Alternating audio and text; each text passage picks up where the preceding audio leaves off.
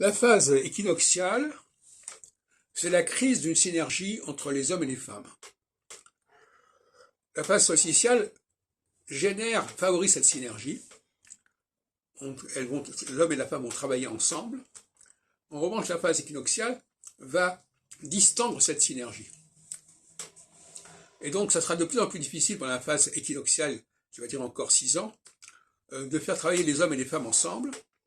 Ils vont devoir travailler chacun de leur côté, mais il n'y aura pas de collaboration au sens strict du terme. Ça sera beaucoup plus cloisonné. Et en revanche, quand on va passer dans 6 ans en phase solsticiale, à nouveau, cette synergie va se reconstruire, etc.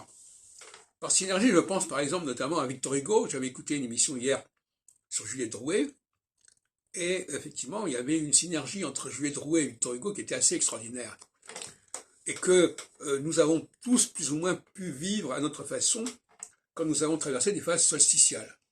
Et en revanche, quand nous passions à des phases équinoxiales, et quand nous passons à Pertula, il y a une difficulté, il y a une réticence, il y a une inhibition à travailler avec les femmes, à se faire aider par les femmes, pour toutes sortes de raisons qui pourraient être clarifiées, mais il faut retenir cela. La phase équinoxiale exige que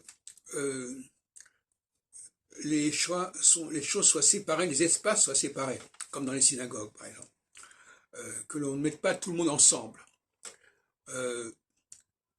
La phase solsticiale, au contraire, c'est la négation de la différence, la négation des clivages, la négation de la guerre sociale au profit de la guerre entre États.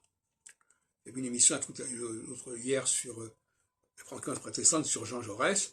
Effectivement, il disait, voilà, ce qui est important, c'est de gérer la guerre sociale, et c'est pas d'occulter cette guerre sociale en se lançant dans des opérations de conquête ou des opérations militaires.